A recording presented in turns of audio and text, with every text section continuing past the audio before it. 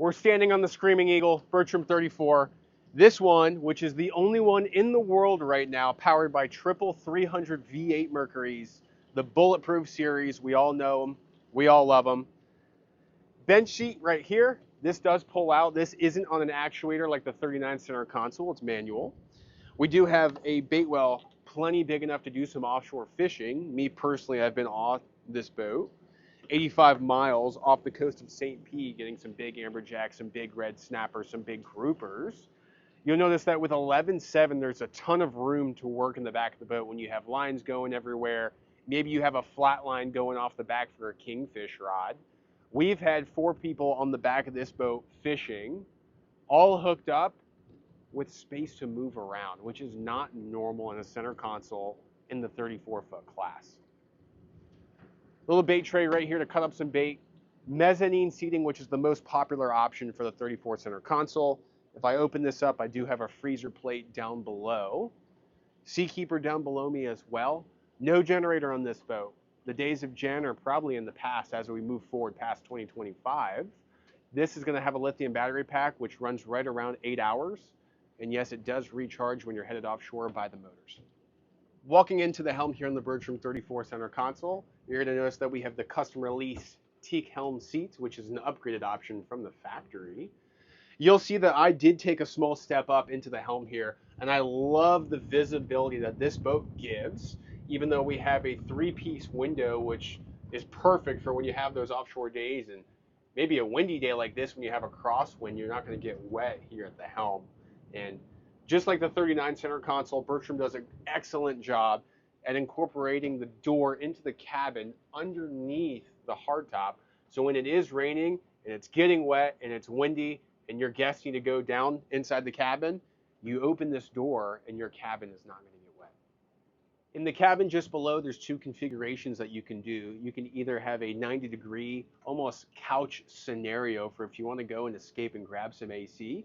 In the event you were going to do an overnight trip, let's say, because this boat's in St. Pete, down to Captiva or even to Key West, this does sleep 2 comfortably, and it does have AC, and of course a head down below. As for electronics, we do have our dual Garmin 16-inch screens. You'll notice our Seakeeper is still spooling up. We just pushed off the dock here. Bocatech switches down below, keeping everything really nice, really simple, and really clean. Of course, your Mercury binnacles, which are fly-by-wire. People may not know what fly-by-wire means, but in the old days when you have a Yamaha 150 or even the Mercury 150 still today, you used to have a cable that would attach to here and run all the way to the motor. This is all Bluetooth now. So you'll see that it's super simple, super easy to use, and that sensitivity is higher instead of it getting jammed by a rusty cable. Lenco trim tabs right here, and then of course your Mercury joystick, which has your autopilot incorporated right here, as long as your sky hook as well.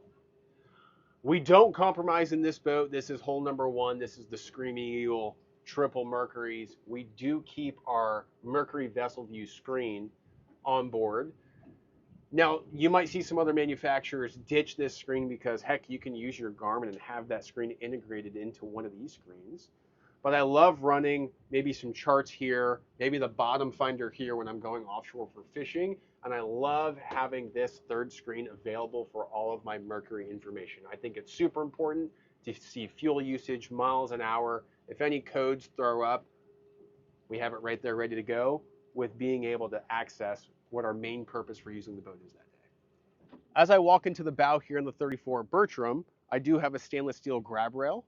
And you're going to notice that I'm a pretty tall guy, 6'2", but these gunnels are higher compared to maybe some of these other competitors against Bertram.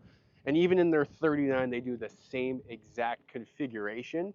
Integrated bow seating. It's not an afterthought to where the gunnels come out to here. Then you have kind of like a aftermarket seating that comes out. This is really safe. It's secure. Handles all around. The previous owner did elect to have a trolling motor installed on this boat, which he took to the next boat, his upgrade to a 39cc. So we have the sea swivel ready to rock and put a trolling motor on this if you were going to do some fishing. Of course, we do have a windlass anchor. Of course, JL audio throughout the whole boat, and You may have seen some of the 39 center console videos, and this is new to Bertram, right? So on their 34, you do have all kinds of tackle storage and a rubbish bin down below, and on the starboard side, even more, 3 trays for tackle storage. Lastly, I'm sure I'm forgetting a bow sunshade that does go into the pole holders right here. It does snap into the hardtop. You do have LED lights, you have a Garmin radar, and of course, Sirius XM satellite. This is the Screaming Eagle, Bertram's hole #1 of the 34 center console, made right here in Tampa, Florida, American made. You can find me at MarineMax St. Pete or 813-277-8105. We'll see you out in the water.